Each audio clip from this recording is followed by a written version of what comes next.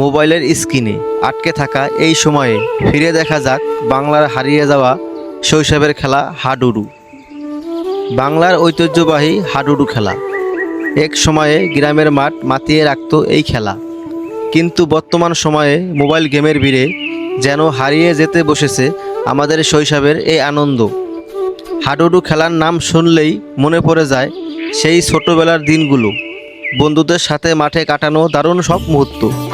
আজকের নতুন প্রজন্মের অনেকেই হয়তো হাডুডু খেলার নাম শুনছে, এমন হারিয়ে যেতে বসা বাংলার ঐতিহ্যকে নতুন করে সবার সামনে তুলে ধরার জন্য এবং নতুন প্রজন্মের মাঝে এই খেলাকে পরিচয় করিয়ে দেওয়ার জন্য এত সুন্দর একটি খেলার আয়োজন করার জন্য ধন্যবাদ জানাই স্বপ্নের আলো মানবিক সংগঠনকে।